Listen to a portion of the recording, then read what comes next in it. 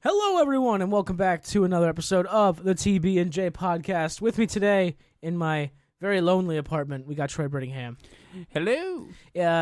We took a little bit of a impromptu hiatus. Wasn't planned, but that's because Troy was living with someone with the vid, with the old C19. My girlfriend got it. I took 5 tests. And they were all negative, so we locked her away upstairs, and you banished her? Yeah, we banished her. She's not allowed out until her hair is long enough to let a prince up the window. Yeah, but then we also we locked all the windows, so yeah, it was a whole thing. Oh wow! And it was really hot up there too. It's actually the hottest room. Did you do a Harry Potter thing and put like bars over the window so that she can't get out? Actually, no joke. She was quarantined in the hottest room of the house. I felt really bad.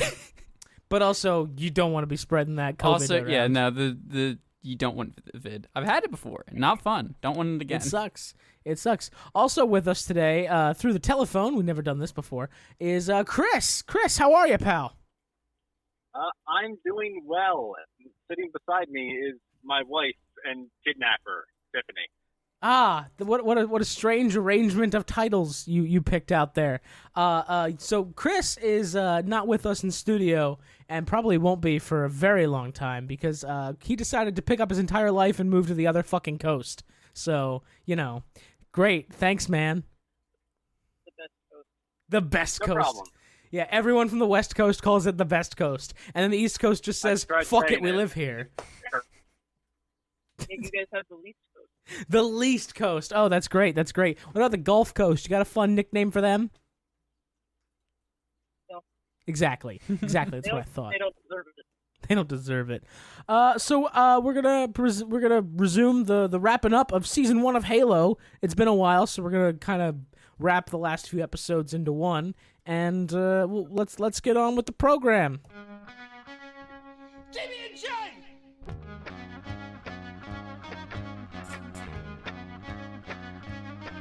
TB&J.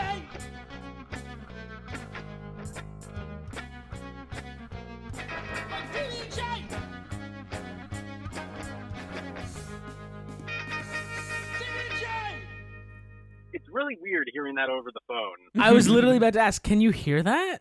Yeah, was it just awkward silence for you? Dude, I've got such a great fucking setup here. My phone guests can hear my audio drops. Oh, man. I'm such a good engineer, you guys. Everybody listening, just know that you're listening to a good podcast. The best part of the podcast is when they tell you that the podcast you're listening to is really good. Yeah, they tell you, hey, it's a good podcast. You should listen to the podcast. Like when the podcast says, hey, we're great, 100% eat. If you ever suggest this to another person, what you should do is you should go, hey, you should listen to this podcast I listen to. It's a good podcast. Listen to the podcast. It's a good podcast. Just like that. And the only way like a cult? Yeah. Never explain. Just say it like that. And then you tell them you're a regulation listener. They'll understand. They probably won't actually, but maybe. Tell them what tier you've paid into. So, Chris, I don't want to take up too much of your time, so I'm going to hit you up first. What are your opinions on how Halo is going? First of all, the best episode ever, the entirely Quan solo episode. Wasn't that just your favorite, buddy? I mean, the parts with Soren and, the fight was actually pretty good. That was awesome. Yeah. I liked it. Yeah, Soren, coming out in the Spartan armor and the fucking, trench coat, like he's just some fucking desert cowboy, and he's got the 2 revolvers just going at it, just shooting and looting, and that was pretty fucking awesome. And then he gets shot in the neck and just brushes it off like it's no big deal. I do wonder, how did he get off planet? That's the thing, right? So, last we saw, he was left for dead, and it was assumed maybe Quan shot him with his own pistol, but apparently not. He gets off planet somehow, and then manages to, without a ship, return to Madrigal later in the same episode. He was just swimming through space. he just put on a scuba suit. They have many powers. Yeah. Spartans have so many powers, including swimming through space. Even though I know some people that have been on the Vomit Comet, as it's called, which is where they train astronauts for G-forces. It's a plane that goes in a dramatic parabola. G-Force, the movie with the hamsters? No. Okay. And they were gerbils. That's why it was G-Force. But the plane I hate that I know that. It was but the Vomit Comet is a charter plane that goes in a severe up and down in a giant parabola, so that inside the cabin it simulates zero gravity. And the first thing they tell you as they're taking off is do not try to swim. You've seen it in the movies, I know you have, and it's the worst thing you can do because you don't move forward unless you're projecting off of something. So swimming around just means that you're flailing your limbs around and you could hit somebody. Please don't do that. So yeah, you don't want to swim in space. It's literally the worst thing you can do because you're not going anywhere and you're just expending calories. Also, if you're in space and you have the ability to swim, you're probably dead. There's no way you're out there. But it raised a lot of questions, like how Soren got off-world when it was such a big deal last time we saw him, how his ship was scrapped and he couldn't get off-world without it. So it's like, all right, how did you just like manage to catch a bus back home or something? Well, he found an elderly Ugnaught, and then got an elderly Ugnaught. He took all of his parts back from the Jawas, and then they built the ship back. Who voiced Quill? I did know this at one point here. You did. You were continue really the hype episode, about and it back in I'll Mando. do it. But yeah, and then he manages to go back home, and his partner, whose name is Squirrel, and he looks like the most least intimidating person ever. He's trying to like be the new big man against Soren, and Soren very easily just smacks this bitch down into his place, and he's just like, no, don't come at me, go fuck yourself. I'm still the big man in charge. Go fuck yourself. Nick Nolte, by the way. Nick Nolte. I knew it was somebody like. Also, pretty the person underneath all the makeup, this is how good the makeup is, a woman. Really? Mm-hmm. Interesting. I knew that. I think we actually talked about that when we covered Mando Season 1. Because Nick Nolte is not that short. No. So, Chris, we discussed Soren being badass. You got anything else to say about this episode at all? I'm glad Quan seems to be done. Unfortunately, they're going to bring her back for some fucking reason. Yeah, I was, I'm getting a scam call, probably about my car's extended warranty. It was... Actually, I was here that's my other phone. Oh, I'm sorry. You got one phone for your wife and one for the girlfriend. You got to make sure you keep them separate. No, Chris was actually here to talk to you about your extended warranty. I was, It's the long game. It's the long game. It's the only reason he signed on to the podcast. Jeff, are you interested in reselling your car? No, I owe too much money on it. And in this economy, I could make enough back to pay off the loan, but then I would have to start at square one with a different car loan, which would be exorbitantly higher because of the fucking inflation economy. When did this become the Money Talks podcast? When you started talking about it, literally nobody else brought it up. Chris mentioned selling my car. Wow, you're going with the bit. No. Anyway, so Quan. while I was driving past the Windows XP background, I was thinking about the antagonist, Vinchner. Yes. And I feel like they sort of wasted him. He could have been a bigger bad. Yeah, he absolutely could have been. He was the entire. He was in charge of an entire planet. Granted, it was a planet of like super poor drilling people, miners, they were called. But like he was still in charge, driving his knockoff Cadillac Escalade around. Like he very well could have been so much more. Yeah, a lot of the bad guys looked really kind of incompetent, being like, we have to shoot one guy and a young girl. And, I mean, that's what they have to do, though, right? You have to make the bad guy incompetent because the winner is a fucking teenage girl. So, like, you gotta make sure he's not. But at the same time, it's like they did have a plan, and like they set up the plan. But and then it like fell apart so fast. But then also like the length of time they had beforehand to try to take him out was just like, all right, you guys could try a little bit harder. You really could have. And then fucking my biggest complaint with that firefight was that Soren's going around gacking people left and right. Super awesome, by the way. And like he doesn't pick up one of their rifles to make his life easier. Like, why would you Yeah, not? that was weird. Why would they're walking around with what looks like the SMG from ODST, and like he doesn't bother to pick one up. He's like, this is kind of my signature thing, though. The most interesting thing is the pistols, and I want to look real cool walking around with 2 revolvers, even though we made it very clear when we started this firefight that ammo is a big deal, and I'm very low. Like, what the fuck? Just a duster. You can't just. He has an aesthetic, Jeff. It's a brand thing. It's a brand thing. It's a brand. He does have that bright yellow revolver that Quan stole, so like it probably is like a brand thing. It's like how in Red Dead 2, you get like the high-powered pistol, but like you still use the revolver because you're a cowboy. You figure out that there's like a Nike swoop on the side of the revolver. He's the Air Jordan jump man, and he's just like, yo, you know how much I paid for this revolver? It's like a brand deal sort of situation. He gets paid every time he shoots a guy. He shoots a guy, and then he like turns to the camera. When you kill motherfuckers, make sure you use a Halo gun. Product placement. Speaking of which, Jeff, we are currently parked in the middle of Red Dead Redemption 2. Are you really? You're in New Hanover. Yeah, sure. Let's go with that. You're in Valentine, huh? I got you a postcard. Really? Yeah, I'll send a picture of it later. How many cowboys are there? The answer's not 0. The answer's definitely not 0. But there's a lot of Toyotas, which I mean is really relevant to Halo because apparently they use that a lot. Yeah, they fucking love their fucking Toyotas and the Chevy Tahoe in the first episode. That was hilarious. But yeah, you've gotten about halfway, right?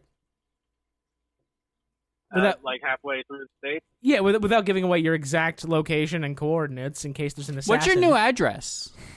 Well, for most of the time, I've had a black bag over my head. Someone really lets me, out for walkies. She lets you out for walkies and to go potty in the grass because she doesn't want that in the car. Yeah. Absolutely. So Quan ended up going into the desert, and she figured out that like her family is like this protector of Madrigal because there's some great mystical thing going on with the planet that we don't quite understand, but they're protecting it for someone else, and the truth will be revealed when the time is right, or some bullshit. They didn't quite do a good job explaining that, but it seems like they were alluding to Chief needing to come back in order to get to Halo, because like they said that her grandfather's grandfather was in the desert and found a well, and a being came out of that well and had a talk with him. And we saw it briefly at like a distance, and it looked like that being was 343 Guilty Spark, or at least something that looked a lot like it from the first Halo game. Which, if that's the case, would be awesome, right? Chris, how awesome would it be if Guilty Spark was on Madrigal? I mean, I'll take more Halo content. It'd be weird if he was there. It'd be super fucking weird, but like maybe the Forerunners. Time magical. It's Halo. Yeah, the whole time Halo was inside us all along. Halo was the friends we made along the way. Yeah, but like maybe there's some Forerunner technology deep in there. I mean, it's weird that the desert ladies were able to like pick up fire and then pour it out of their hands like water. Like that was kind of weird. But literally everything Quan did. Halo, that feels like Mandalorian. Yeah, that felt very like Mandalorian, or like I don't even know, man. These mystic ladies were weird. Wanted to make the Mandalorian.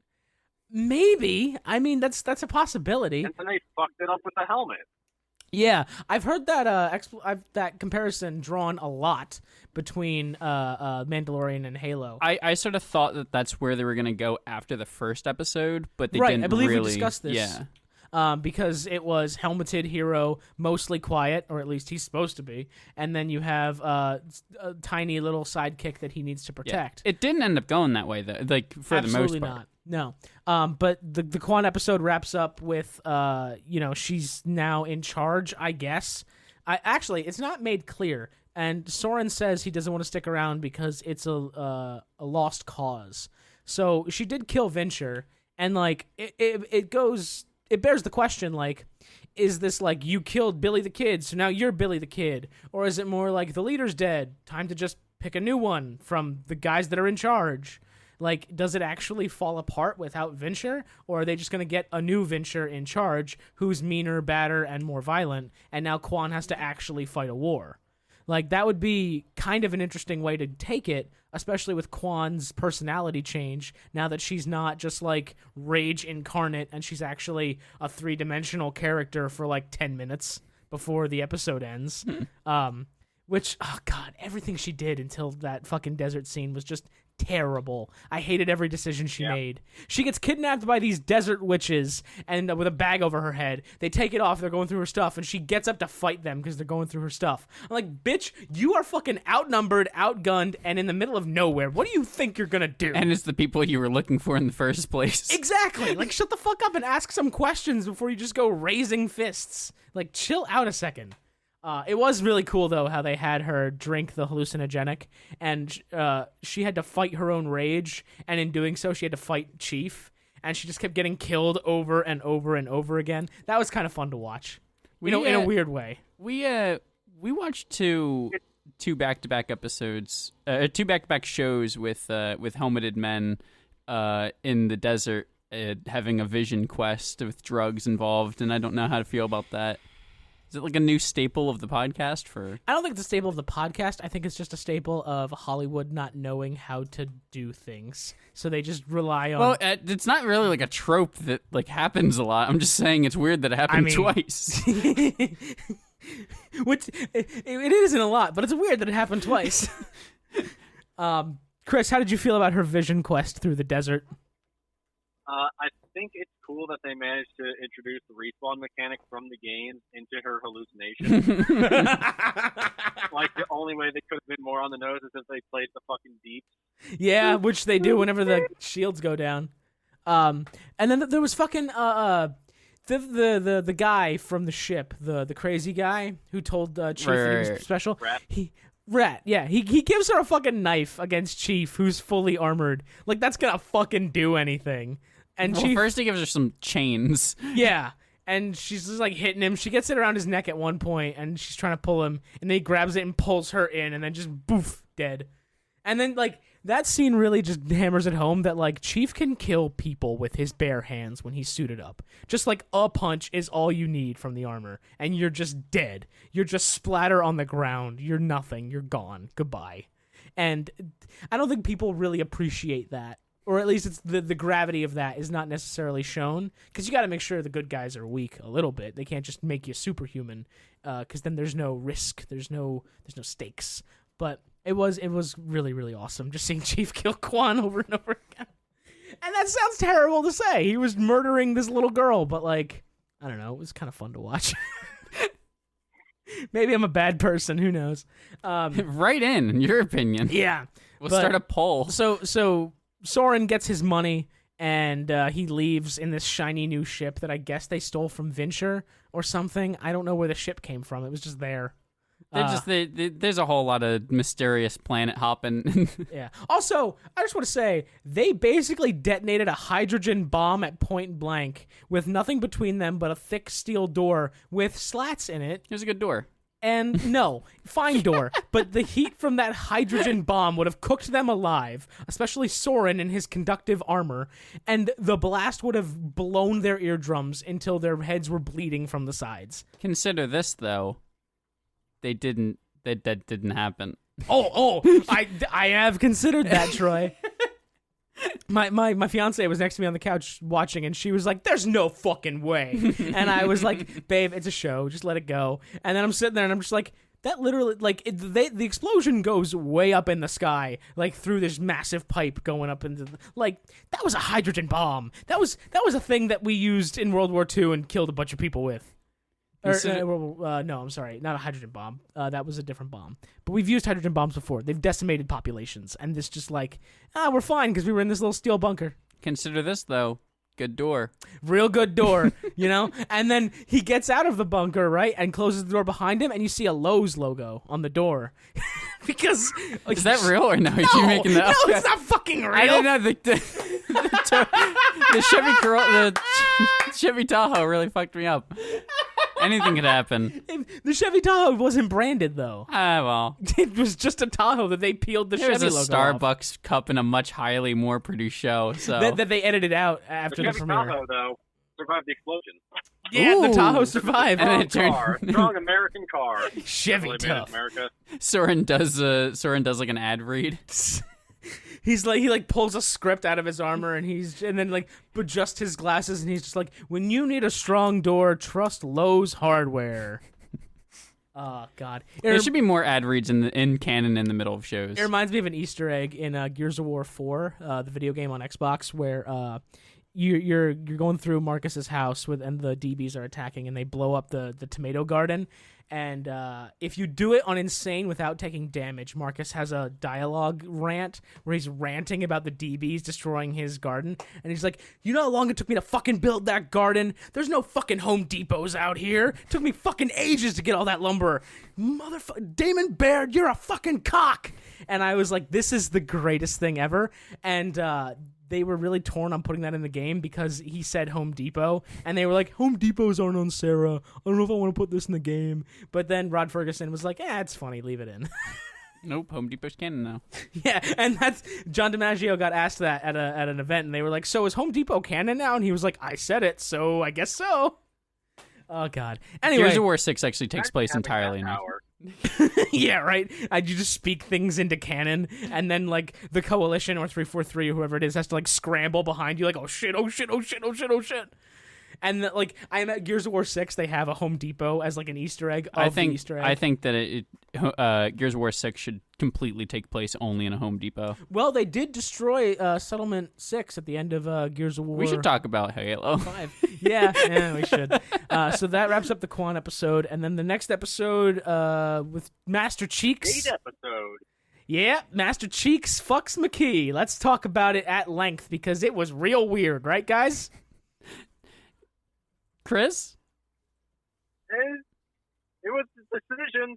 It was a decision that some writer made, and it got through the desks of several producers, I imagine, and a director, and then they had to shoot the scene, and it was real weird because I mean, it was weird for me as someone watching it because it felt like I was watching two teenagers that have no idea what they're doing, which makes sense, right? Because Chief had no sex drive until the first episode or second episode, I guess, or whatever, when he removed his pellet, and then his body started making hormones again, so this is new to him. McKee was kidnapped by aliens when she was 4, so she has none of them are sexy. I don't know, man. Some of them grunts. All right, grunts. And that's a choice. Chris, what's the sexiest Covenant alien? Other would do anything to ever talk about this episode. So let me just put the question to the Answer the you. question, Chris. What's the sexiest Covenant alien? It's a brute. Okay. I mean, a brute would definitely want you to call him daddy. That's I would. I mean, I'm not gonna shame Jeff. Are there female Covenant? Yeah, the brutes are Covenant. No, are there female Covenant? Oh, I mean, they don't really have female Covenant in the armed forces of the Covenant, but yeah, they're still a part of the Covenant. I guess that's true. Anyway, you were trying to make a point before I interrupted a lot. Yes, I'm going to have to go. So let me just ask this question to the both of you. The last episode, does it make the season worth it? It's... Oh no! I googled Halo female Covenant and I just got fan Why fiction would you do erotica that? stories. Why would you do that? I didn't mean to. Why would that ever be a thought that crosses Why your... would you look up Rule 34 of the Covenant on this, the day of the podcast? I didn't mean to. I swear to God, Jesus. I didn't mean to. You typed it. I typed It's in- Halo it's in- female Covenant it's in to your get an search. answer to my question whether or not female Covenant existed, and then I got. And we all know that Jeff had Safe Search turned off permanently. Listen, man. I feel seen and I feel Answer called the out. question, And it's Jeff. in- I need to leave. Yes, the last episode makes it worth it. I I will watch it tonight, and I will hold you to that opinion. think that And there if I is... disagree, I will fly back and slap the shit out of you, Jeff. Sounds great. Chris, I think that there is at least one thing that is I'm interested to hear your opinion on. That's all I'll say. And we'll discuss that after the break. Chris, thank you so much for being here, buddy. Drive safe. Let us know when you get to your next state, and we will see you soon. Okay, buddy? Okay. I saw a truck get flipped over the wind. Oh, God. Jesus Christ. Wind be scary. All right, buddy. Wind is fucking scary. Be The driver's real fine. safe. It's okay. Close all your umbrellas. Be real safe. All right, bye, buddy. Guys. Bye, Chris. All right, so that was Chris Carroll on his way through the states of America as he moves to the West Now Coast. you sing the entire Animaniac song. Go. Which one? All the states. Oh, the state capitals? Yeah. The states yeah, and the that's capitals? good enough, yeah. Don't do Baton it. Don't Rouge, do it. Louisiana, Let's talk about the last episode. Indianapolis, Let's talk about the last episode. Columbus is the capital of Ohio. We There's gotta do the last South episode. Carolina, This is Montana. bad pod. We can't. Denver, Colorado, under Boise, Idaho. Texas has Austin, then we go north. All right, fine. So Halo, right? Chief and McKee fucked, and it was weird. Yeah. And it was so McKee ends up on Reach. Obviously, she's been on Reach for a little bit now. Oh, we did also. You're going through 8, right? So I'll let you go. Yeah. McKee's on Reach, and Chief is kind of like talking to her, trying to figure out what the plan is, how to find the other artifact, and she says that she can locate it if she touches the first artifact, which I thought was bullshit, and she's just double spying him. But like, no, that's actually a thing she can do, because she was able to find this one using the other one. And she has no real intention to betray Chief yet. But then we find out that fucking so much stuff happens in episode 8. So many things happen, and this powder keg just keeps getting loaded and loaded and loaded, and then they put the fuse in it, and then they're like, episode 9, here you go. And it was great to watch them back to back. You were gonna make a point. Please do. I was gonna say something that we didn't talk about in 8. I didn't know that you were going into 8. But I was gonna say that my prediction was correct of Vanek Riz versus Kai John. Oh, yeah. That was a prediction you had. It absolutely came 100% true, and it was a really fucking awesome fight. Mm-hmm. Oh my god, that fight was amazing. Especially because Chief was stripped of his armor, so he was just getting his fucking ass kicked. And I mean, that's the only way you could do that fight. If you have Chief armored up, getting his ass kicked, then your main character is no longer scary, and you can't have that. He's got to be big, scary Chief man, you know? I mean, they could have probably done it in the art. Like, I don't think that would have made him less scary. Maybe not. It maybe would have bulked up Riz and Vanek, but we won't know because he was stripped down Chief. But even as stripped down Chief, he was still putting up one hell of a fight against 2 fully armed, fully trained Spartans. So props to you, Chief. You're a fucking great soldier. But in this episode, it's revealed that McKee kind of falls for John and him for her, and now she's like confused on what to do. She doesn't really know where her allegiance lies. So she's originally there to take it for the Covenant, but then she... This whole show, the whole theme of the show is they're like, everybody has a mission until they really get in tune with their emotions. I mean, yeah, but like, to be fair, in this whole universe, everyone's kind of like indoctrinated and soldierized to the point where it's like, this is your mission, go do it. Oh, I wasn't Anything saying that it as makes like a you bad a person, leave it at the door. Mm-hmm. No, it's not a bad thing, but it's kind of just like the theme of the whole show. And it was very interesting to see it happen. And the bad guy is Halsey, who doesn't have emotions. Yeah, that's pretty much it. But Halsey reaches out to McKee, and she's like, listen, you need to get the artifact and John and come to me on my ship, because I'm being told I need to leave the planet, like, right now. And I need you and John and the artifact on my ship so that we can find the other artifact and the Halo, and we can bring about the next stage of evolution for humanity. And Halsey thinks she's being, like, super slick, and guess what? She ain't, because fucking McKee sees right through her, and she gets real spooked. Because the plan at this point is for McKee to touch the artifact and find the other one. John sells it to Keyes and Parangoski, right? And he sells it to them because he's like, hey, I undid years of indoctrination, and here we are. Everything's great. And they're just kind of like, ooh, got us there. Ooh, that's kind of weird. And yeah, so he convinces them to let him take McKee to the artifact. And after Halsey's Hail Mary to McKee doesn't work, she opens up this secret back channel in the Spartans that she had all along, and tells Riz, Vanek, and Kai that they need to go arrest John and the prisoner and collect the artifact and take them all to her ship immediately.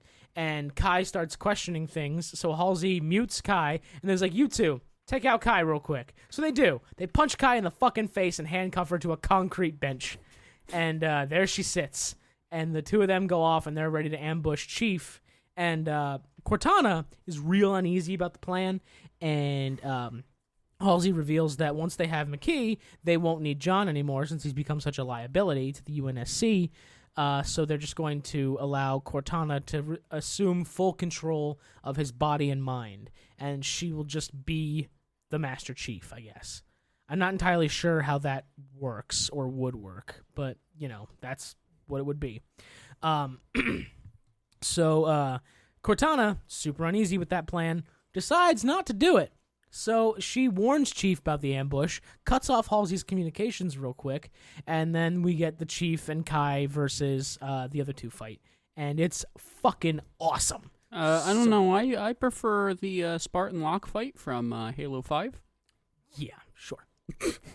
I didn't play Halo 5. I just know people hate it. I didn't either. And there wasn't really a Spartan lock fight. I know that's. I know it's like a QTE fight or something like that, and like a cutscene. Yeah, it's more like fake out than anything else. But anyway, and then so Chief tells McKee to go find Captain Keyes, go find whatever, and she runs off. She finds Keyes, and she's like, "Listen, 2 Spartans just ambushed John. You guys need to go help him." And everyone's like, "Why the fuck would we trust you? You're fucking full of shit. What are you talking about?" And she's like, "No, I'm serious." And now is, I guess, the perfect time for Miranda to run in and announce that she's figured out that it was McKee's voice in the transmission in that ship of people that died earlier a few episodes ago. And McKee was like, "Well, yes, but..." Yes, I did kill all of those men. Yes, I did. But, please, I had a good reason. But and then I had sex with your friends. And they're just like, "No, fuck you." And they do that they have that weird taser stick thing, but it's like a flamey taser. I don't know what it is. The pruner from Loki. Yeah, pretty much. And they're just tasing her in the back, which is giving her huge traumatic flashbacks to when she was abducted as a child and when humanity did that shit to her, and she decided that she hated people. And now she's like, "You know what? Fuck humanity. They deserve to die." And she touches the stone and blasts a huge EMP, and then she takes it and she's out. She fucking steals a gun, kills a Marine, steals the ghost that was in lockup, and she's gone. She's fucking outie. Going back to the home planet. And, no, it was a Chevy Tahoe, not an Audi. I love you. And while she touches the stone, she pulls John back into the Halo world for a second, and just to say goodbye to him. And that's when he realizes, oh shit, she leaving with the stone. She a bad guy again. What the fuck, man? And yeah, so that's pretty much the end of episode 8. Oh, and Halsey her ship is surrounded by Marines, ordering her to get out or they will shoot it down. So that's nice. And then we go into episode 9, which originally was called Bamboozled, but they changed the title to Transcendence. I googled Halo Season 1, Episode 9, and Google's telling me it's called Bamboozled. You said that to me, and I was just like, I think you're being bamboozled. I don't think it's called that. It's definitely called Bamboozled. I definitely looked it up. It says Bamboozled, man. I don't know what to tell you. But anyway, so... episode 9 begins right immediately after. Chief... the Chief says, we got to go after the artifact because we fucking need it, right? We can't let the Covenant keep it. And Parangoski's like, I'll send 12 battalions to go retrieve it. And Chief's like, if you send those men, they're all going to die. And you know it. I'm going to go with Silver Team, and we're going to fuck some shit up. Goodbye. And he hops in a fucking Pelican, and off they go. And Cortana's there. Not the ship, just like a small bird. Yep. And it's just like, I guess pelicans aren't a small bird, but compared Pelicans to Master are pretty Chief. big birds, Not compared to Master Chief is what I mean. Well, pelican wingspan is like 11 feet, so... Yeah, well... How did I know that? Why do you have just random pelican facts in the back of your head? Pelican wingspan... 6 to 12 feet. Holy shit! Huh. I knew that? Huh. Where was that? I don't know. Anyway, Jeff, what do you think about hawks? I don't want to talk. I don't want to think about it. I'm just trying to dig up all your bird facts. Apparently, this is the bird facts podcast now. I hope you guys are ready for all the bird facts. But maybe it's because of my love of Batman. Other bird facts have just been bleeding in. Does that make any sense? No, it doesn't. No. Not really at all. Well, the Bible says the bat is a bird. Anyway, so Silver Team's running off to go collect the artifacts. And meanwhile, Halsey's ship... before Silver Team leaves, actually. Halsey's ship gets brought down by Kai. Kai, runs and jumps on it, shoots through the hull, blasts her way in. She kills the annoying assistant dude because...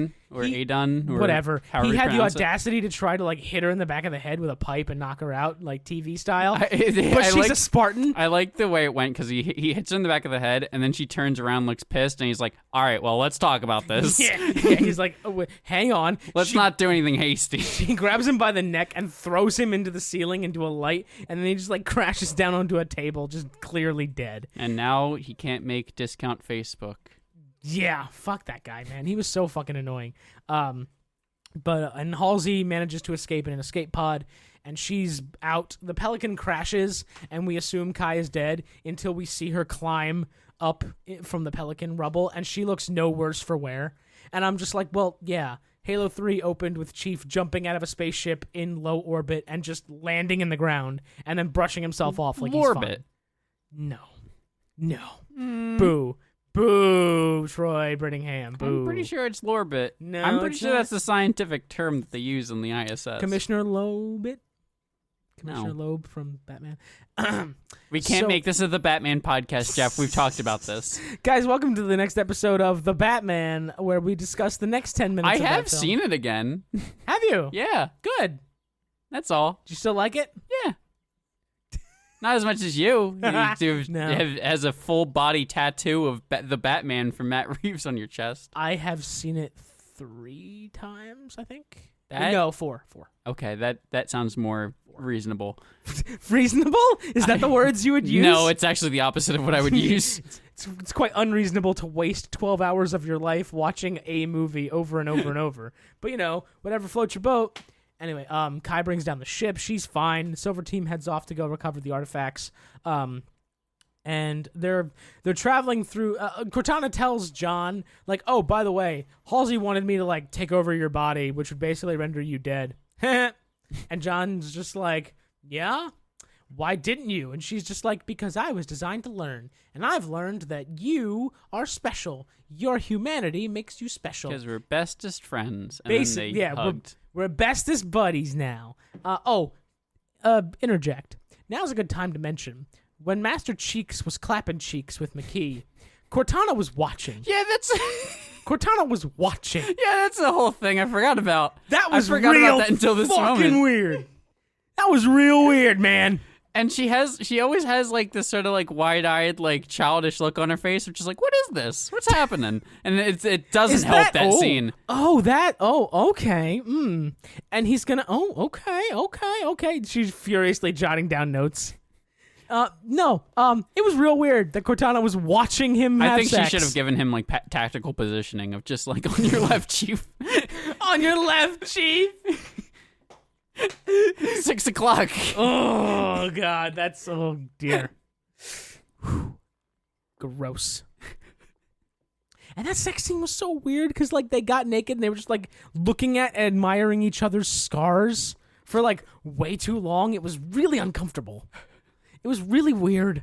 Oh, man. I mean, if that's... TV sex is often weird. Sure, but maybe this for you. is, well, for me, I yeah. watch TV sex with lube and a tissue. Well, okay. That was gross. I'm sorry. But no, it was just so. I imagine that's what they were going for because it's two people that don't know what sex is. They just know that I like this person and I want to do it. And if that's the vibe you're going for, great. It felt real uncomfortable to watch. It felt real weird. But, maybe that's just because you're taking this guy I've played as for 20 years and making him bone somebody. Yeah, it's not weird when fucking The Witcher has sex because you're just oh, well, that's half the game. Yeah, half the game is chasing down either Triss or Yennefer. But, whatever. whatever. Whatever floats your boat, man. Whatever. It was so weird that Cortana fucking watched. And then she tells Halsey, like, he really likes her, and she likes him too. I can detect their oxytocin and serotonin levels are right up there, and they're in synchronicity. And I'm just like... It's actually the only reason. It's the only reason I know this. Yeah, it's the only reason I know this, and not because I just watched him shove his shaft deep inside her.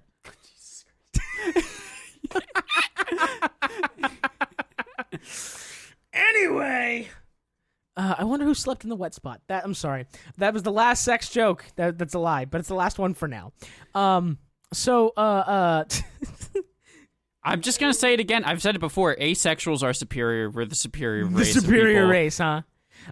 So they're going for the artifact. They like barely make it through this like weird gravity field thing that's like tearing the ship apart. And they have grenades just loose in the cabin for some reason. Yeah, what is with that? Really thought the ship was going to blow up from the inside out, but it didn't, thank God. And then they get to the Covenant planet, and it's just like, look at that, right where it's supposed to be. Because Chief had figured out that because of the way the stars are, you have to be there to see the planet. You can't see it from long-range imaging satellites. I don't remember the logic. It was some science fiction-y words. I believe them. It was science fiction-y words that Chris would probably get mad about if he were here and watched the episode. But, whatever. And there's a pretty nice firefight between Silver Team and the Covenant. Like they're just... So I thought it was fine. I think it's the worst one out of the 3 we have of Silver Team and the Covenant. Yeah. Yeah, there was the episode 1. There was like episode 5, I think. Yeah. Where they got the second artifact, and then there was this one. Yeah.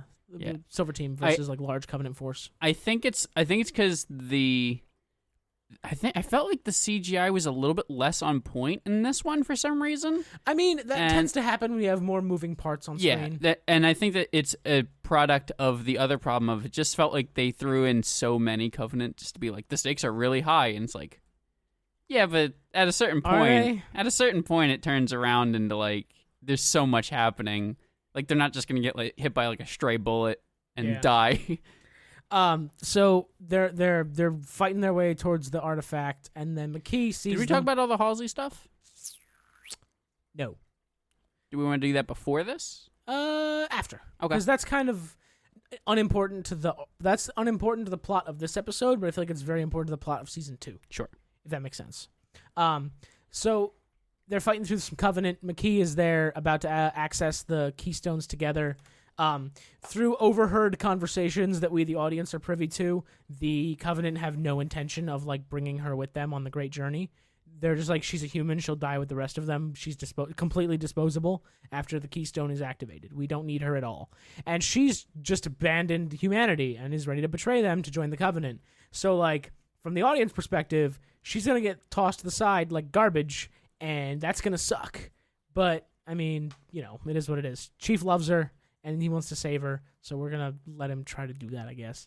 The Covenant are really overwhelming Silver Team. McKee touches the artifact, much to Chief's saying, like, no!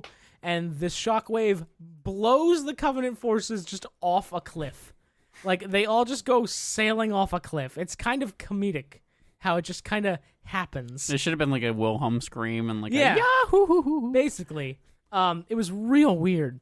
But it happens, and then with the artifact activated, McKee is now in her fantasy world on the Halo, and Chief, like, goes down fucking on a knee with his head down and joins T-bows. her. He T-bows, yeah, to bring back a meme from, like, 2011. He's with her in the Halo, and she's just like, I came to say goodbye because I'm leaving for the Great Journey, and he's just like, no, you have to let go, send us back, we have to finish this bullshit. And she's just like, no, I'm not doing that. And he's just like, please, whatever. And meanwhile, Silver Team just sees Chief taking a knee and not moving, and they're just like, dude, what the fuck, we need you back.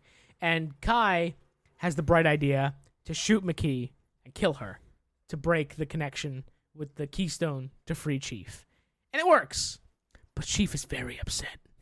And He angry, and he goes full rage mode for a minute, just slaughtering a bunch of Covenant. And then, like, Viz gets, a plasma grenade to the chest, and she's got exposed muscle going on. Like, she's in a real bad situation. Vanek's taking a shitload of shots. Kai's not in great shape either. And Chief and Cortana in the helmet are just like, well, we can either save the artifact or the team. I can't do both. And Cortana, and he's like, Cortana, take over. You can do both. And she's just like, but I don't know. I just said I don't want that anymore. And he's just like, well, you need to, or we're going to lose the team or the artifact. It's the only way we can do both. And she's just like, I can't guarantee you'll come back. And he's just like, I know. Just do it. I trust you. So she does. And we see from the visor, it gets like all bluey and holographic-y on the edges. And then we never see inside the visor again for the rest of the episode. It's only outside. And Chief suddenly becomes... And also the big brute that's in the 5th episode is back is for round 2. And he smacks Chief through the thing. He shows up, and Bruce Campbell is there in a black and white shirt with a bell, and he goes, ding, ding, baby. And the fight's on for round 2. Let Bruce Campbell play in this podcast lately, He was the wrestling announcer in Spider-Man 1, Mm-hmm. Sam Raimi. Because he and Sam Raimi are best buddies. Anyway, so Chief suddenly is taken over by Cortana, and with extreme precision, she is just moving rifles around and just like, bam, you're dead, bam, you're dead, bam, you're dead. And she does this thing with the double plasma pistols, which looked awesome, and then like she redirects a sword coming at her into a grunt, and then she like takes the grunt's pistol and shoots the brute, and she's doing all sorts of crazy fucking shit in the armor. The actual moral of this entire series has always been AI controlled characters will one day surpass human players. That's all it was. It's like a Deep Blue situation. Is that the name of the chess robot? Deep Blue? Sure. But it's one of those I know situations. Watson was an AI invented by IBM to play chess. Yeah, well, that's what I'm saying. Is machine learning will be better. Is a better gamer than you. Sorry. Okay. That's what the moral of Halo was. But Chief just murders a bunch of Covenant real easily now that it's Cortana, and then Silver Team is like, Chief, what? And he goes for the artifact. They're just like, no, and then just hefts it like it's nothing. Because it's not John in control, it's Cortana, and Cortana has no connection to it. So, almost like it weighs nothing, because it probably doesn't. It's probably made of foam. But he just picks it up, hefts it under an arm like it's fucking a grocery bag, and just walks towards the ship. Because, I should say that the ship came down and slaughtered a bunch of Covenant and opened the back door, and they're just going to hop in, and they do. And I thought at first, my original thought on it was... It felt a little lackluster that the big brute guy was just like killed by like a flyby thing, and like I thought for a second like John didn't really have to die if that was coming in, but then I kind of thought about it more. And it's like, oh yeah, well Cortana was piloting the ship probably, right? Like, is that a thing? I think so. Then I'm not sure. Cortana can do a lot of things at once. I guess. Yeah. It's difficult to say for sure, but they're back on the ship. Chief just kind of drops off the artifact, and they pull Viz in, and she's fucking huge chunk of muscle exposed on her side. Riz, not the Vision. Yes, Riz. Shut up. And then Chief just I guess Cortana at this point looks down at it, just rips the chest plate off, throws it to the side, gets a tube delivering oxygen gas and just lights it, and then just cauterizes that wound. And it's so fucking brutal. Oh, that was hard to watch. Just when your fiance then chipped in and went, that's so fucking metal. Yeah, she was sitting there and she's like, bro, that's fucking metal. And I was like, yeah, that's pretty fucking metal to have the whole side of your body cauterized with an open flame. Yeah, that's pretty fucked up, right? But that happens, and then the Chief just puts out the flame, stands up, goes to the pilot controls, and Kai goes over to the co-pilot seat, and she's like, John, is that you? And Chief just kind of looks at her, and then looks back. Says, there is no John, only Zool. That would have been funny. So it's unclear whether or not it is John. Maybe John's dead. Maybe John's gone for good. Spoiler alert, there's a Halo Season 2. Neither of those things I just said are true. So... There is a Season 2. That thing I said is true. That is true. The previous statements. So, is there any part of you... Oh, and Halsey escaped from her war crimes by delivering a Flash clone to the UNSC while she ran off to some other section of Reach and is still being a scientist. So, I mean, she seemingly got away with it, but she's a wanted criminal now. So I have a string of questions. Okay. One, first off, what is your opinion of season 1 of Halo? The last episode really brought it back around, and this is one of the reasons why I hate week-to-week shows, because, like, I hate shows that give me an episode that's really shitty, because it makes me not want to watch the next week's. But then if I watch the whole show back to back to back, I'll grade it as a whole and not as pieces. You know what I mean? Mm-hmm. So, like, if I took the average of this show, there were a lot of episodes that really would have brought it down and brought my overall grade down. But as a whole, I probably would give this, like, a solid B+, A-. It's good. It's pretty good. It's not the best. Mm-hmm. A lot of the Quan stuff really brings it down. But, like, as a whole, there's a lot more Chief stuff to make up for it. And the Chief stuff's actually pretty good. That's interesting, because I think that I like it a little bit less than you. Like, I'd give it, like, somewhere in, like, the C range with, like, I'm hoping to see what the future holds. Well, the good news is Paramount Plus has basically given them a blank check. Yeah. To just make this the best show ever. I thought that the best stuff was 5? Yeah. I think 5 is the one with the big attack on 5, 6... 5, 6, and 8, because 7's just the Quan Ha episode. So it's really just like the last 3 episodes before the finale sort of thing that is relevant to the Master Chief plot. And the last episode I liked enough, and I don't think that I was in love with the end of the show. The second question and also I think that it's interesting because I think I like it a little bit less. Maybe because I like week to week more than binge stuff, but I also think that it depends on the show too. Like we were gonna do Cuphead at one point, and I did end up finishing that entire show, and then we decided not to for time. And I couldn't imagine watching Cuphead week to week. I mean, no, but like Cuphead's not a show you're meant to watch week to week. Exactly. Because, like, it's one of those shows that just ends up in a Saturday morning block of cartoons kind of thing, even though it's on a streaming platform.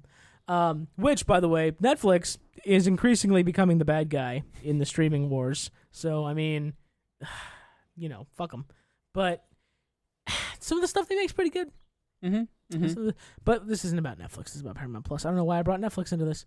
I get your opinion. I understand what you're trying to say.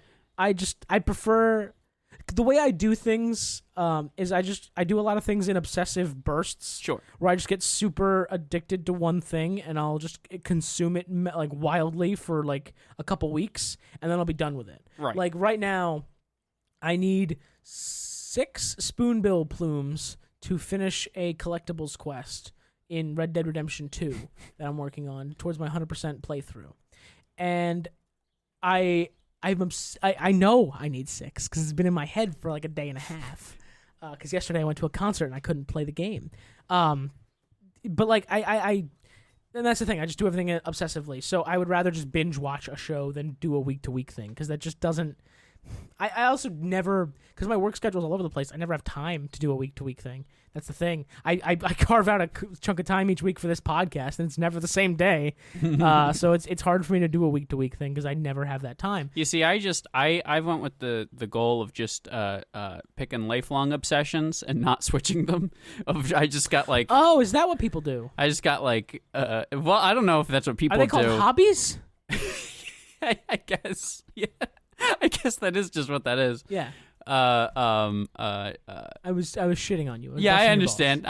Now I figured that out. I put that. I put 2 and 2 together. Did you? Is math another one of those hobbies? No. God no.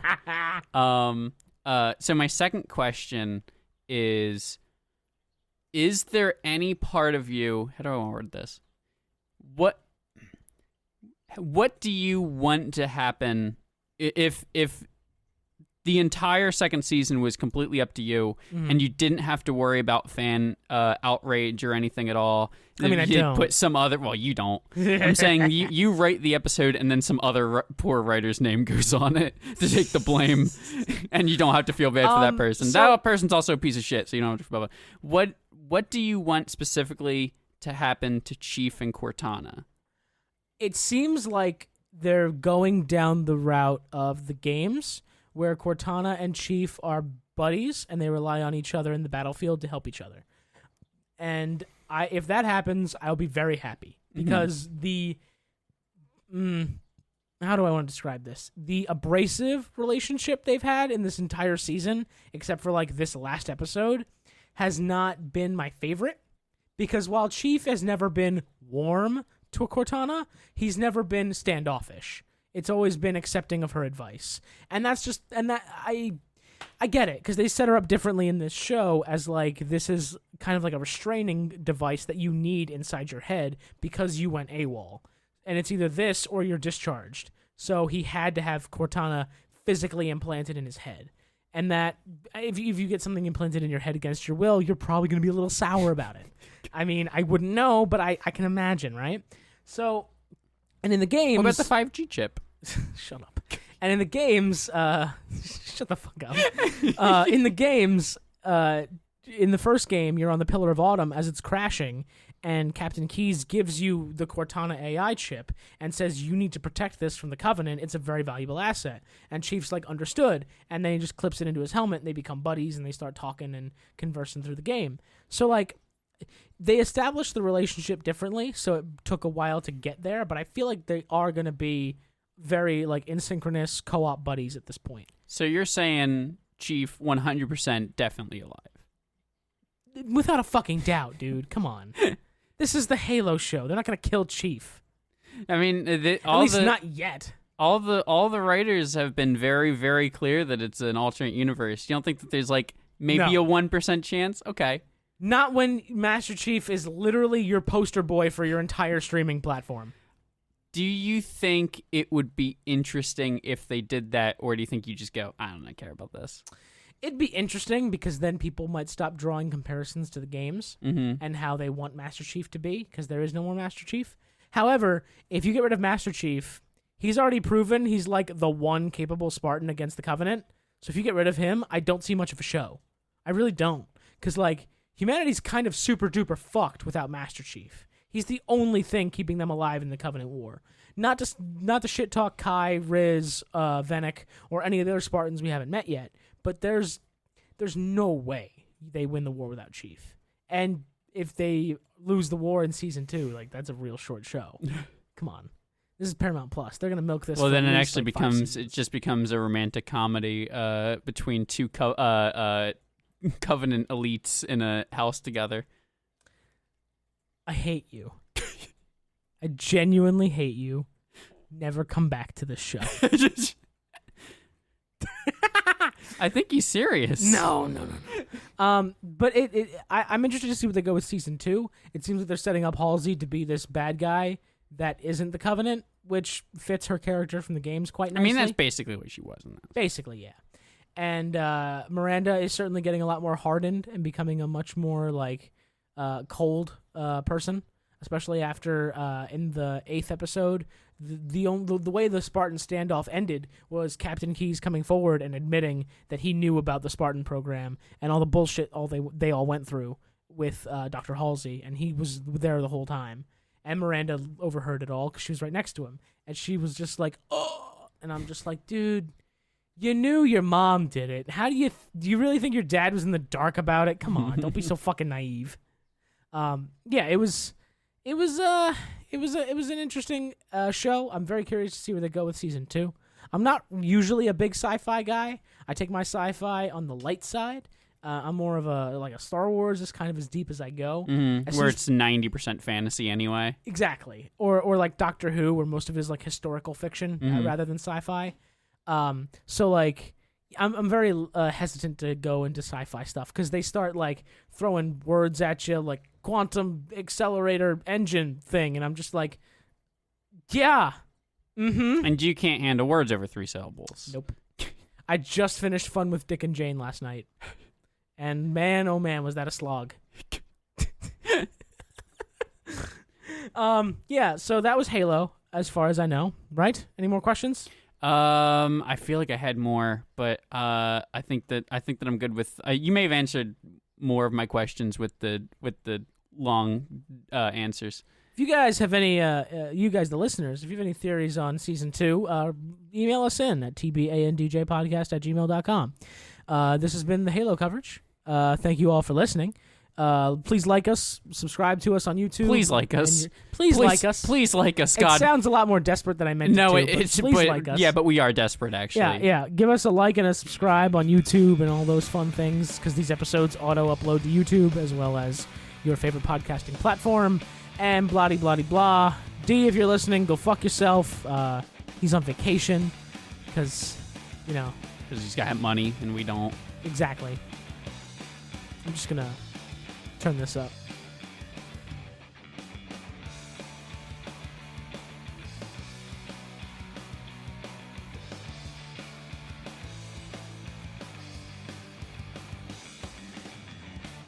Please send us money. Jesus Christ.